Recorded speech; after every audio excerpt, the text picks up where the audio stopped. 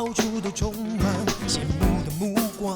可当你在外面受了伤，是谁为你点亮关怀的灯光，为你疗伤？你说你成熟大方，天下无双，轻易放心上，和朋友遍布四面八方。可当你经受挫折失望，是谁让你找回信心和力量？滴水成不了海洋，一人力量大。只要家人在身旁，相信再大的困难也变成火光。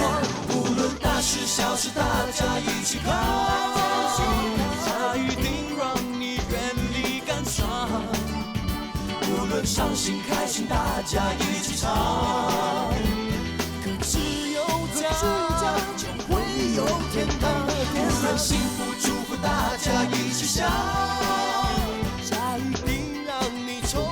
希望，无论艰难困难，大家一起担，勇敢去闯，家是快乐的负担。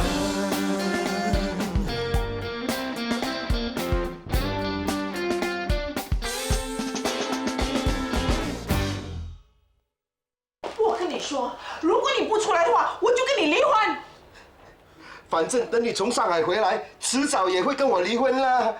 你发什么神经病啊！我是去考察，你以为我去偷情啊？我是怕你受不了他的诱惑。那个男人的嘴巴那么甜哈，又比我年轻，那最重要的，他那么有钱。那你知道你啦，是见钱眼开的那种。哼，这一次啊，肯定是有去无回的。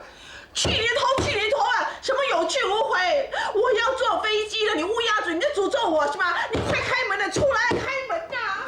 快点给我开门啊！不是说三姑六婆吗？怎么变成是男人了？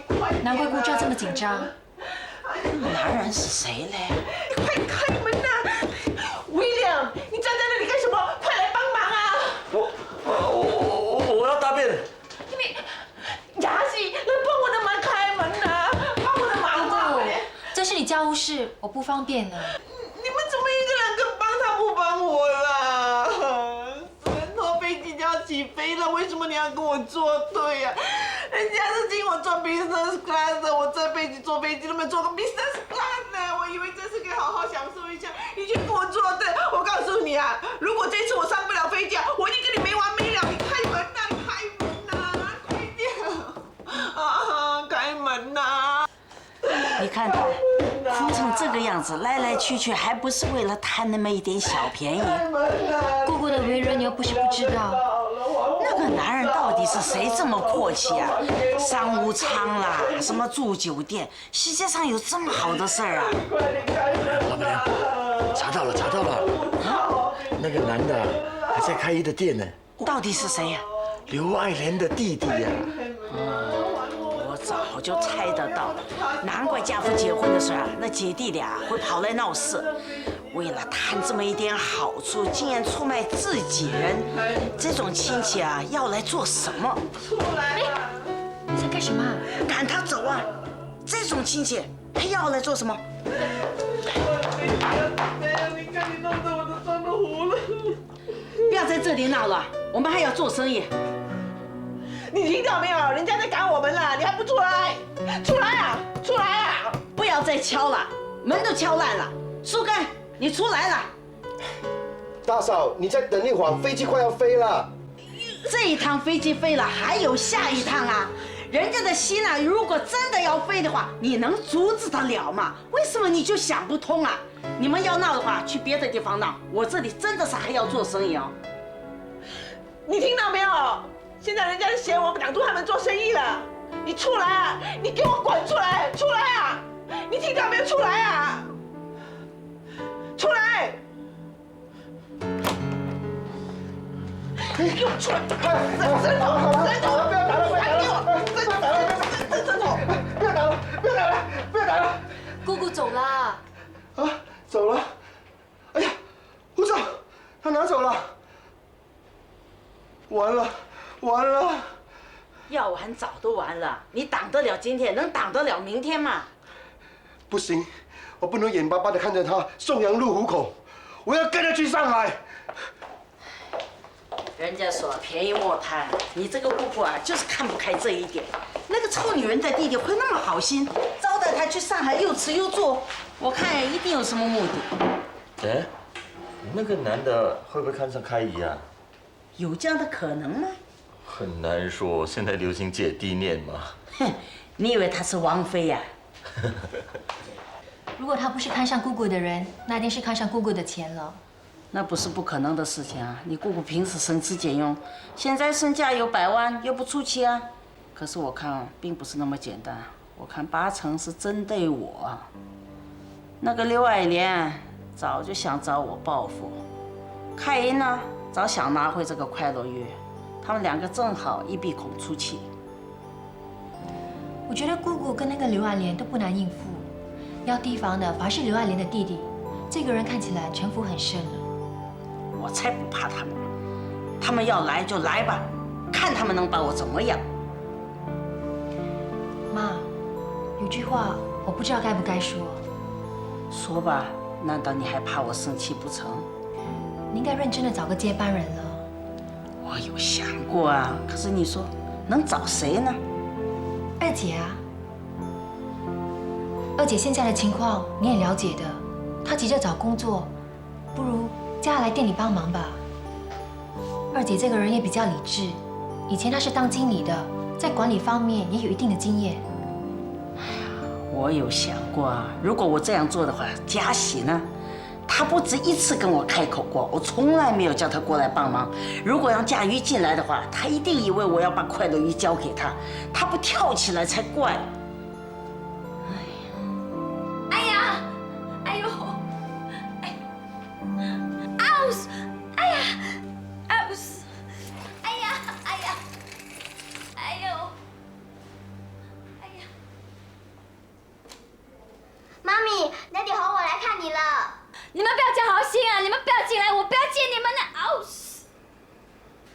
佳琪啊，你没事吧？我来看你了，对不起啊，我不是有意的。你不是有意的就替代我鼓励，如果你有意的话，不是没命吗？你们不要烦我啊，要不然我叫护士赶你们走的。啊呜！妈咪，你怎么了？是不是很痛？我痛死也不要你们理啊！你们走啊！你们这些没有良心的。啊呜！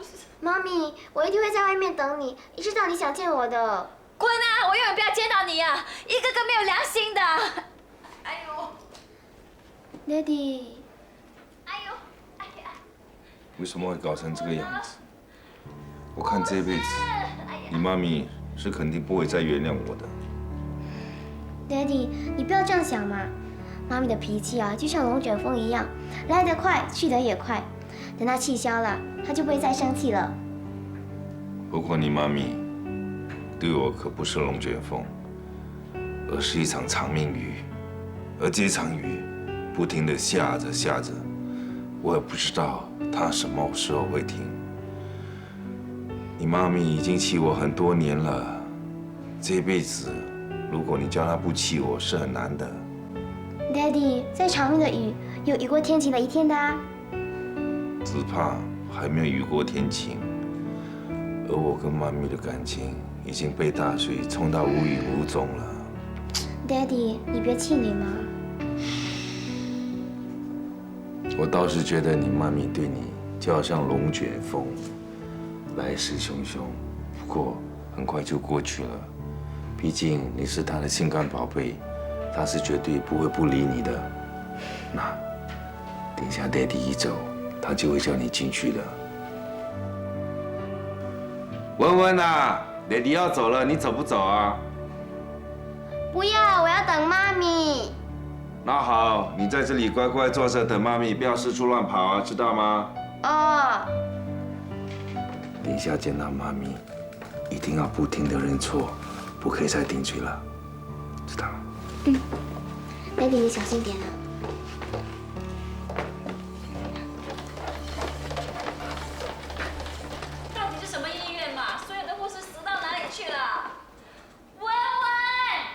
哇，弟弟真的是料事如神，他一走开，妈咪就叫我了。呀，妈咪你叫我啊，妈咪！快点，快点，急死我了！快点，尿壶在下面，尿壶帮我拿起来。我忍很久了，快点，快点，快点，快点啊！帮我拉窗帘，快点！那些护士们跑到哪里去啊？我要可不是他们，可不要叫导廊。妈咪，我来帮你。不要叫我。妈咪。都叫你不要叫我。妈咪。你是不是想气死我啊？妈咪，妈咪，妈咪。好，你再叫的话，我就尿不出啦。哦。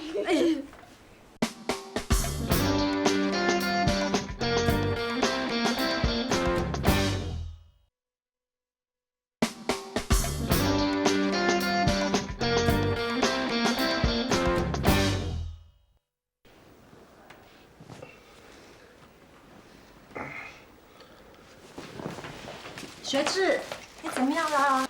哦，没事，只是有点骨折。医生给我包了石膏，他叫我好好的休息，很快就会好的。哎，你自己那么忙，为什么又跑来看我呢？来看你啊！怎么你不欢迎我来啊？不是，是你自己很忙嘛。我接到你的电话说你进了医院，都吓了一跳呢。虽然你说没事，可是我不放心，非要来看你不可。我真的没事嘛，只是有点骨折。现在上了年纪，骨头都脆了，碰它一下它就裂了。好好的，干嘛搞成这样子啊？都怪我咯。嘉喜他要替我，我为什么不好好的让他替几下，反而要替回他？你说你老婆替你，你又替回你老婆啊？那她现在怎么样啦？他也跟我一样骨折，现在还躺在医院里面呢。如果不是看到你这种表情，我还不相信呢。你怎么看也不像是会替老婆的人啊。我真不是男人。大概是他逼你这样子吧。人有时候急起来，什么事都做得出的。我记得我怀我家老二的时候，有一次我老公打我，他一直要往我肚子踢呢，我还怕给他踢到流产，就冲进厨房拿菜刀要砍他，把他给吓跑了。我看你的情况跟我差不多一样，这叫他狗急跳墙。不提了，刚才我来得很匆忙，什么也没准备，就买了一些生鱼汤给你，你趁热喝吧。为什么要买东西来呢？这里又不是没有东西吃。反正都买了，你就吃一点吧。这些日子以来，天天都忙，现在忽然间没有事情做，很不习惯。我真的很想叫医生给我一支拐杖。干什么啊？我可以撑着拐杖去卖蒸锅啊。你没有搞错啊，要钱不要命啊！如果我不在的话，你会很惨的嘛。你不用替我担心，我可以交代就交代下去。我才不会像你这样呢，什么事都亲力亲为，一天到晚都在忙。你千万不要像我，你别忘记你家里还有2个小的，你应该多花一些时间在他们的身上。哎，现在赶快回去吧。你好像很怕我留下来哦。哦，我知道了，你是担心给你老婆看见，对不对？不是，你都忙了一整天，一定很累的。赶快回去吧。不急，待会我还有一些公事上的事情要跟你谈呢。来，趁热喝吧。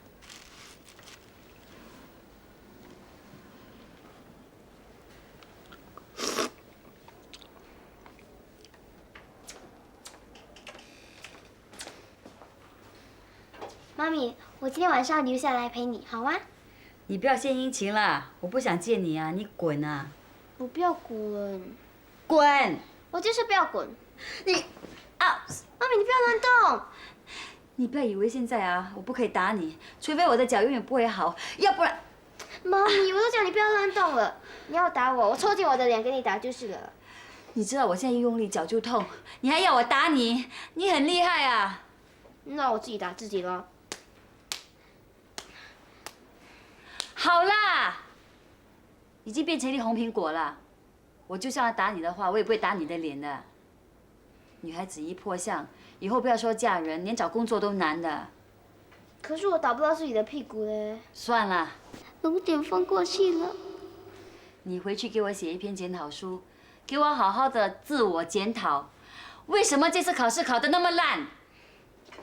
妈咪啊，其实原因很简单，我啊需要个温暖的家，才能安心读书的。温暖的家，你不如说你要找回你的宝贝 Daddy， 你去找他啊！他现在已经有了新的对象，他给你找个妈妈，你就有个温暖的家了。不，我要的是你跟 Daddy 都在的温暖的家。我们已经离婚了，离婚了还可以再结婚的吗？开玩笑，我跟你 Daddy 的婚姻就像我们的2条腿一样，断了。断了，糊了石膏就可以接回来了。接不回的。为什么？因为是我亲手打断的，你说我自己会把它接回去吗？可是1条腿自己走路是很难的。那就找一把拐杖啊。Hello。拐杖，他。是啊，他可以找拐杖，我也可以的。啊，你也要用拐杖啊？哦，不能走路就要拐杖咯。哎，你来干什么？大哥不在店里，店里一定很忙的，你不留下来帮忙的，跑来这边浪费时间。不会啊，该忙已经忙过了，6点才开档嘛。我顺道转过来看你，顺便买点吃的给你吃。那就麻烦你啦。啊，不麻烦，我是怕你吃不惯医院的东西嘛。你喜欢吃的福建寿东炒虾面，好香啊！你想害我妈咪啊？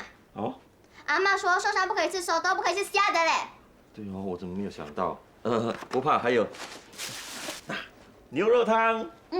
你又存心不良。嗯，你没看新闻呐？现在闹疯牛症，你还给我妈咪喝牛肉汤？对啊对啊，保险一点，不要。到底买多少东西？还有这个最保险的鱼片米粉。好啊，我喜欢。妈咪等等，你这鱼片米粉是不是从路口的咖啡店买的？是啊。你不知道有人吃了那摊位的鱼片米粉又透又鲜吗？我不知道。你什么都不知道，你笨蛋啊你！喂，没大没小。虽然威廉叔叔帮阿妈做工，不过怎么说也是你的长辈，一点教养都没有，出去面壁思过啊。佳琪，不如不要吃，我再去买给你啊。没关系啦，来一起吃。那你吃鱼片米粉好了。谢谢你了。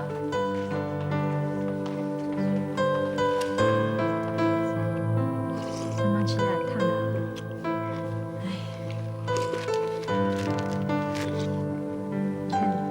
吃的这样子。哎，真的是伤脑筋，这边一个，那边有一个，看到我的希望啊就要破灭了。文文，阿舅妈，你的爹妈咪怎么样了？他们都在开心的吃东西。他们和好啦。是。那就如你所料咯。阿舅妈，我是要说是就好了啦。怎么了？他们都有人陪伴着。妈咪啊，就是那个男人 ，Daddy 就是那个女人呢。我知道你说的那个女人是谁，可是那个男人是谁啊 ？William 咯。那一点也不奇怪啊，大家都看得出 William 喜欢你妈咪的啊。他是癞蛤蟆，才是天鹅肉啊！温温，我不同意你那么说啊。上次老高想伤害你妈咪的时候 ，William 第一时间奋不顾身挡在你妈咪面前，很叫人感动啊。老实说啊，如果 William 是真心诚意喜欢你妈咪，而你妈咪又可以接受他，其实他们两个……你不要说了啦，不然我就不喜欢你了。温温，你这么说很伤我的心的哦。谁也别想抢走妈咪和 Daddy 啊！大人的感情世界是很复杂的，不是1+1等于2那么简单，也没有公式可以解的。我看你还是把精神放在学业上，要不然事情会越帮越忙啊。就是咯，我这次啊真的帮了那个男人，又帮了那个女人呢。所以你也必须接受，在这个世界上，不是事事都这么完美的哦。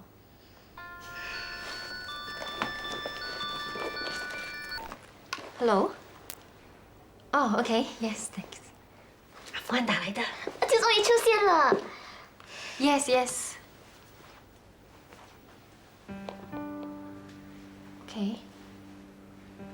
All right。Thanks。二舅妈，发生了什么事？他们说你2舅医疗队本来是应该在昨天回到总部，可是一直没有出现，还失去了联络。那二舅呢？他们说可能是迷失了方向，应该不会有事，已经派出搜索队了。二舅妈，你别担心，二舅他是好人，如果他碰到什么危险一定会有天使来帮他的。应该不会有事的。待会儿回家后千万别告诉外婆，免得她担心啊。哦。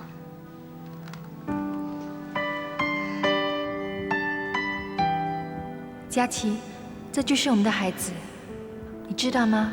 你就要当爸爸了，你一定要平安回来，因为你要给孩子取名字，要听到他哭，他笑，听他叫你爸爸。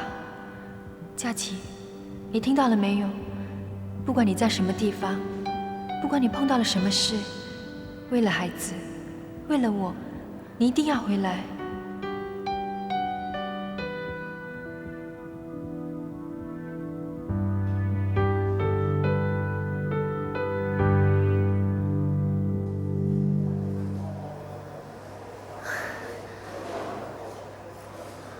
All right. Thank you. Yes, thanks. Bye bye. Thanks God.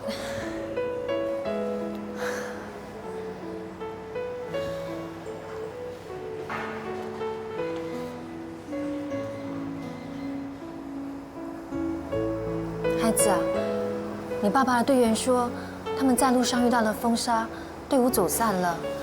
不过已经有很多队员安全的回去，那相信爸爸也很快的可以回去总部的。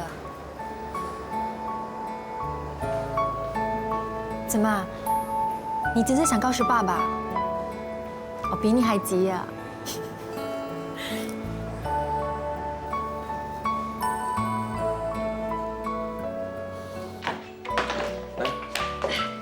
小心一点，大姐。哦。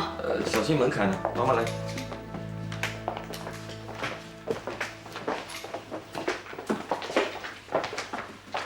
我去帮你拿药。好啊。哎，麻烦你帮我买钙片，骨头那么容易裂，一定是缺钙了。你先帮我付钱，回去再还给你。不用了，威廉吧，看着大姐。哦，我会的。嗯。不用啦，我自己走就行了啦。其实你应该住多几天嘛，那么快出院干嘛呢？你以为不用钱呢？在这边躺一天呢，要100多块，不如回去躺更好。哎，我倒是担心啊，服装摊位的生意，那个死朱迪一定趁我不在的时候啊，整天打电话跟男朋友聊天的。哦，等一下我帮你去看看啊。不要啦，等一下他灌迷汤你又晕倒了。哦，不会的。不会，我还看过啊，你整天盯着人家大屁股看呢。我没有，我没有。还说没有？你们这些男人呐，可以吗？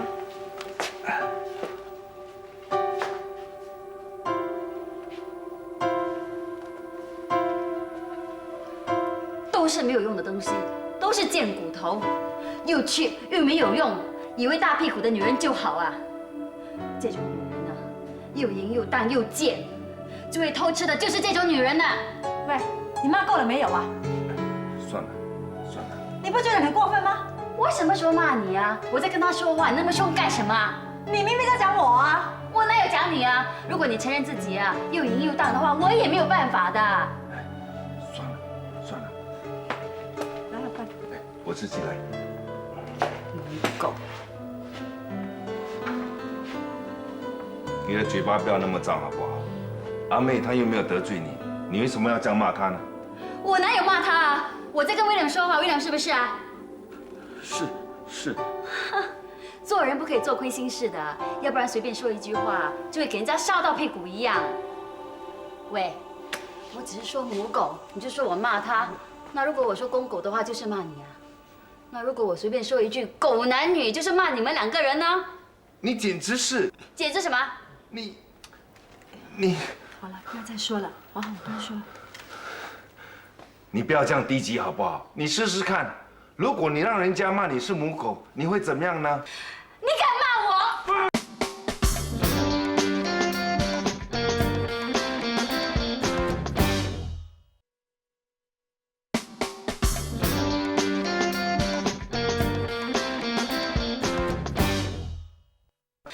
你敢骂我？少女人关你什么事啊？弟弟，别打了！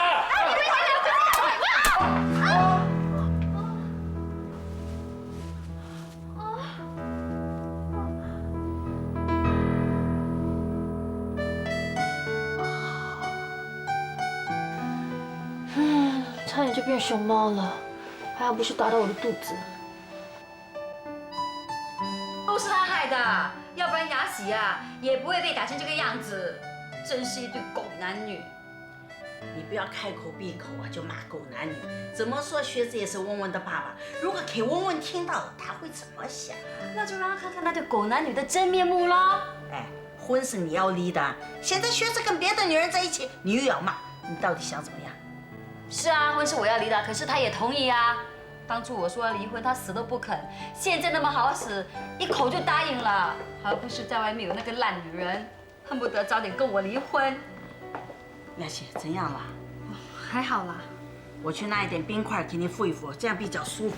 哦，谢谢妈。对不起，雅喜，把你搞成这个样子。没关系啦，意外嘛。都是那狗男女害的。二姐姐夫，哎，你今天怎么这么酷，还戴着墨镜？啊，眼睛有点不舒服。好。大姐，你的脚怎么样啊？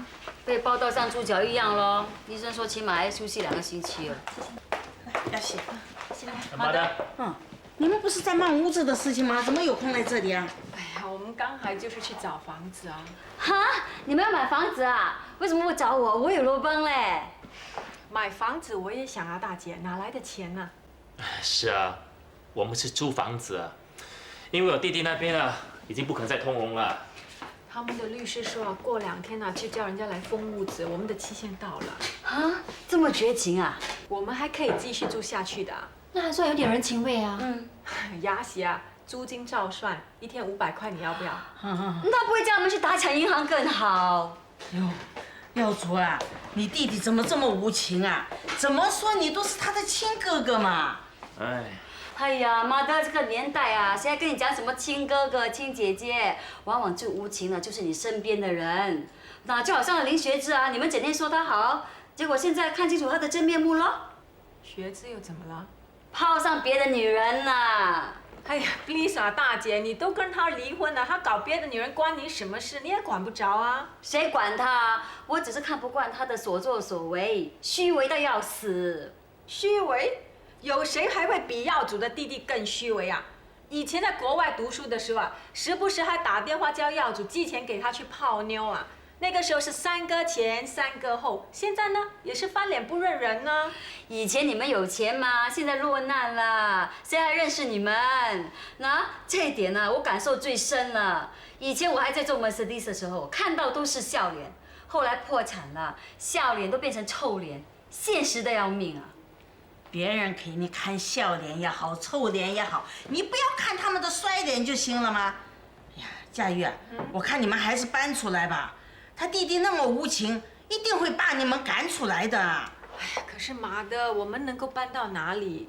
现在租一个3房4的主屋啊，1个月都要800多块啊。是啊，那租公寓啊，起码要1200以上，洋房啊。哎 ，hello， 什么公寓洋房啊？啊，我们连主屋都住不起，你还要想到公寓洋房？我跟你讲啊，你想都不要想啊。没有啊，我顺口问问行情而已嘛。以前你不是有做工的吗？公积金的钱没有用到，可以用来买政府主屋啊。唉，我那些公积金的钱早就投资掉了，那个时候没有考虑清楚啊，现在也没有赚到什么钱呢。如果我现在脱手的话，可能还会亏大本呢。早知道就留在公积金局里生利息算了。买屋子呀，也要看能力。他们现在这个环境，哪里买得起屋子啊？再说公积金呐，不是这样拿来随便用的，将来退休了也要有一笔养老金。就是了哈，以后要靠兰兰跟 Patrick 养我们就难了。还是给自己铺后路比较好。那屋子我是不准备买，即使动用到公积金啊，装修费还有什么其他大大小小的费用，也要用到现金的吗？我现在去哪里找钱啊？我看你们啊，还是先搬来这里住吧。哈？哦，原来你们在等妈的说这句话，对吗？大姐，你这样讲是什么意思啊？搬进来不用还租金，包吃包住，多划算啊！哦，这就是你搬回来的原因咯。我们怎么一样呢？我们只是2个人，你们一家4口啊！老婆，如果不方便的话，什么不方便？妈的都没有讲不方便，妈的好。妈的，你以为你在开酒店啊？我们家多大，一点就看透了，哪里有地方让他们住啊？住假期房间吧，那个房间比较大，一家大小挤一挤还住得下。妈的，你怎么可以这样的？上次我说跟温温住那间房间，你还说啊谁都不准打那间房间的主意，可是现在又可以了，那不是很不公平吗？你妹妹现在都没有地方住了，你还要跟她计较？哎呀，真是！妈的，你怎么可以相信他的话？人家说了，烂船也有3根钉啊，我才不相信他们那么惨呢。大姐，我承认是我衰，我倒霉啊！以为这辈子会有好日子过，说有多少钱就花多少钱，没有为将来的日子做好打算，才会沦落到今天的下场。这是我的报应。我们不会一直住在这里的，这毕竟是娘家，出了嫁的女儿还要回来娘家住，是很丢脸、很惭愧的，你知道吗？不过只要麻德帮我们度过目前的难关，我们一定会找地方搬的。老婆啊，那我们现在又不是真的搞到连住屋子都出现问题，干嘛回来挤在一起啊？那你的意思是说，我们不应该搬回来住咯？不是啊，那我们卖车、卖古董、卖字画，不就是为了找房子住吗？那些钱啊，已经足够我们找间屋子住它1年半载不成问题啦。那1年半载之后呢？到时你没有工作，我没有工作，我们大家抱在1块20啊！咦，不会那么倒霉吧？哼！1年前呢，你有没有想过我们会沦落到今天这样的下场？你想想，如果到时候我们2个人真的要工作，谁来照顾孩子？谁弄东西给他们吃啊？请个佣人，薪水加 levy 都差不多要800多块，那还有租房子呢？租金、水电费还有杂费，至少也要几千块，这不包括伙食费还有交通费哦。这里一点点，那里一点点啊，每个月没有3000块，你休想过日子。那你有没有办法每个月弄到3000块回来给我？哼，没有是吗？没有就不要那么有骨气。其实我是不想你看大姐脸色。他凭什么给我们脸色看？上次保险的事我们没有跟他追究，他就应该谢天谢地，还给我们脸色看。我们会沦落到今天这样的地步，他要负很大的责任呢。我倒要看看 Who is afraid of who？ 他怕我还是我怕他？喂，你怎么啦？哎，没想到钱真的是那么重要。哦 ，Now then you know， 你终于觉悟了。3000块。以前我根本没有把3000块放在眼里的。不要说是3000块啊，现在连3毛钱啊，我们都要把它想成像车轮那样大。以后呢，家庭所有的经济都由我来负责，我们所花的每1毛钱都要从长计议。那你不要忘了，我们还要存一笔钱跟你那些哥哥打土地的官司，那块土地是我们最后一个希望了，我们绝不能够失去了，迪儿。从今天开始呢，你的思想方式要彻底的改一改。以前如果你想呢，我们很有钱，现在你就要想，我们没有钱了。那如果以前你想我们花得起，那现在你就要想，我们真的花不起了。那如果以前你样样都没有想的话，现在你就要样样都想着钱，money，OK？ 哦，糟了，我刚才去toilet，忘记跟那个收钱阿哥找回1毛钱。那赶快去拿咯。对哦。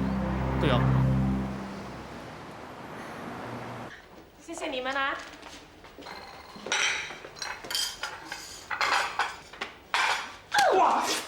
哇，打死人没很痛嘞！哎，我以为有人从后面来非礼我吗？哎，不过说真的哦，你从后面看还真的很不错嘞，有人非礼你也不奇怪吗？好啦，是啊，我前面看起来很丑啦，也不用转一个弯来讽刺我。哪里有？讲你好看也要给你嘛。哎，你屁股怎么样啦 ？OK 咯。那你看你几时有空去收拾一下摊位，洗洗地啊？什么摊位？老兄啊，你下个星期要开档做生意了，不记得啦？哦，你是讲那一个？哎呀，这样一个小摊位哪里需要收拾？小贩中心的摊位有很多蟑螂的，如果给环境部的人 check 到啊，又要罚款又要扣分呢。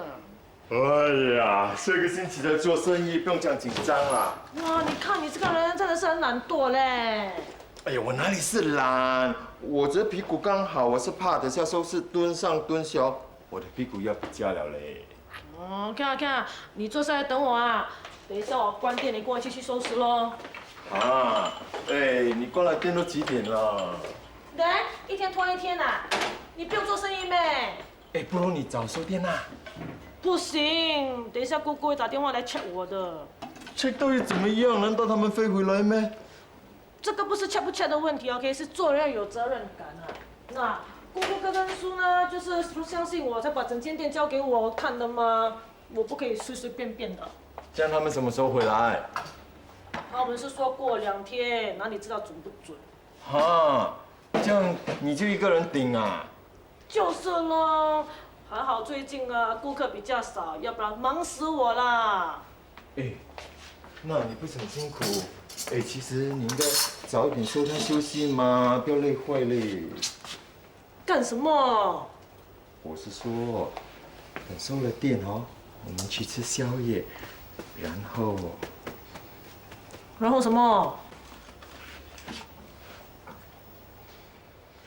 你要死啊！叫我去哪种地方开房？哎，学子在家很不方便呢。哦，你一定是每次带女人去开房，对不对？没有啦，哪里有？没有，不然你会这么熟，知道去哪里开房？这种东西可以打听的吗？我告诉你啊，我不是随随便便的女人啊。那天晚上我是一时糊涂，如果你再跟我讲开房的事，我就揍你了。哎呀，这又何必？除非你跟我结婚哦，要不然你别想再碰我。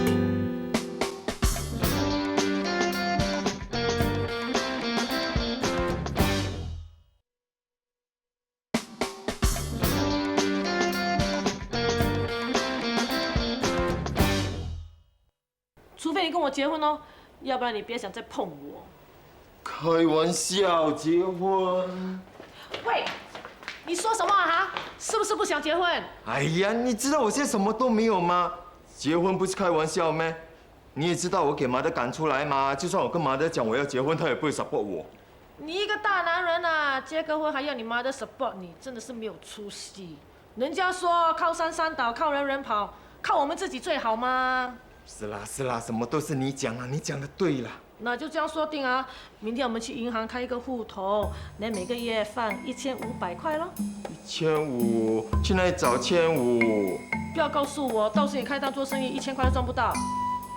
赚到才讲啦。那你出1000块，我出500块咯。1年多后呢，我们就会有2万多块，就可以办一个简单的婚礼咯。喊什么？没有啦，我是怕太寒酸委屈你啦。不会啦，只要你有心，我就高兴咯。不要说2万块的婚礼，就算是2000块的婚礼，我都会很开心的。最重要是我们2个真心相爱吗？哦，怎么？肚子痛了，想大便了。啊，快去大。那你帮我泡个屁啊。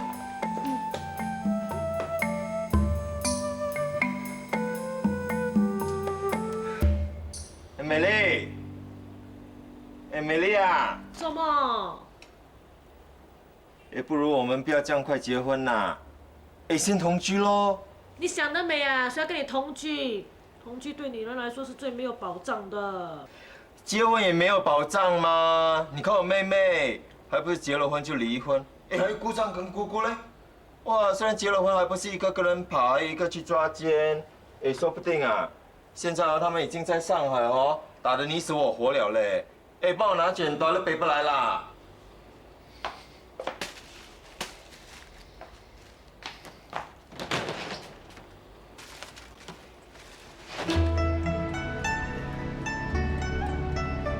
市长出国了，我是新加坡的刘海生，想带2个新加坡朋友去拜会他。那好，好的，哎。他回来你要通知我一声啊。好，再见。真不巧，我们的市长出国考察了。真的？不过没关系啦。你知道我们这些小人物啊，有时见到这些高官，都不知道要说些什么才好哦。我跟市长是多年的好朋友了，常常一块吃饭的。没关系，等下回市长到新加坡去的时候，我再安排一个饭局，让你们跟他见个面。好啊。海生哥，我看你在这里好像很吃得开哦。就看你办公室那些照片呢，跟你合照的都是达官贵人哎。对啊，我还看到一张你和美国总统布什合照的哦。那是布什到上海开会的时候合拍的，这些也只是摆门面罢了。没办法，在这个地方做生意啊，面子2个字很重要的，很多时候就看人家要不要给你面子啊。所以认识的人越多，越有身份，做起事来就很容易了。不过有时候也要小心一点啊。现在电脑技术这么发达，搞几张跟大人物拍的合成照，那还不简单吗？有一些江湖骗子啊，就利用这门技术来行骗。说不定啊，我也是其中一个。哎呀，海生哥在这里那么多投资，要骗也不会骗我们啦。就是啊，这2天我们看到的工厂啊、餐厅啊、酒店啊，还有制作公司啊，还有那些没看到的，可能还多着呢。对啊，我看是我们来骗吃骗住还差不多。哪里，别这么说啊！俗话都说了，有朋自远方来，不亦乐乎。来喝茶。哎呀，我们先点菜吧。好啊。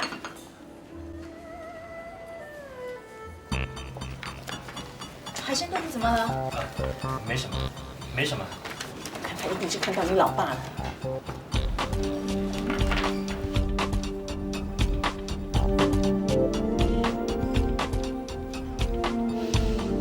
哎，那老爸真是的。没关系，叫他一块吃吧。哎，不用了，不用理他的，他有毛病的，不用管他的啊。来，我们点菜。刘海生，我们找你很久了。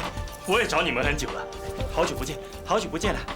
我在招呼我的新加坡客户，我们还想好好招呼你呢。哎，别那么客气了。我们到外面去谈。杰米，你们点菜吧，我出去一会儿。你忙你的吧。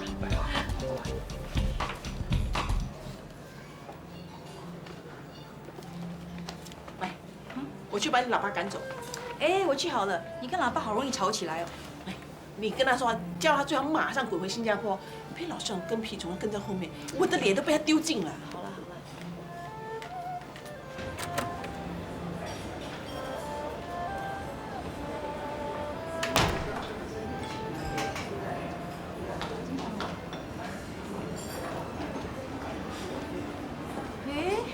老爸去了哪？来，先抽根烟吧。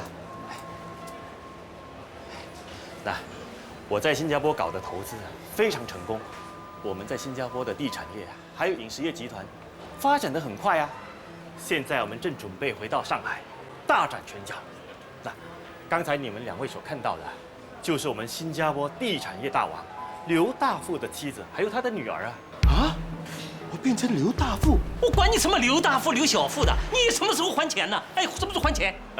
啊？不还钱呢，打断你的腿啊！听到没有？你们干嘛？才那区几10万，难道你怕我跑了不成啊？你们太小看我刘海生了吧？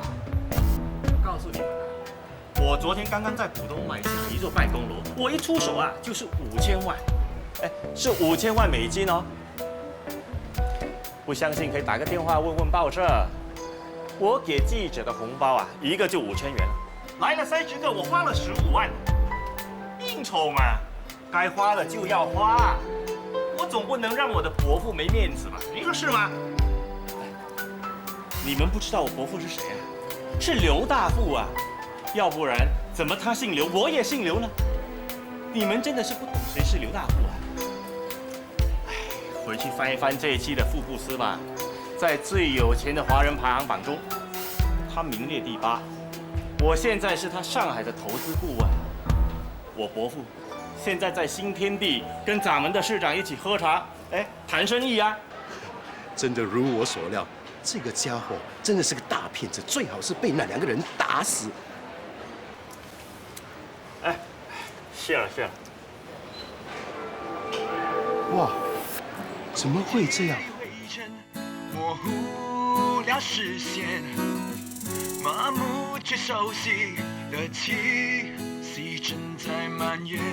无所谓的脸，一成也不变，仿佛生活出现了缺，解不回从前。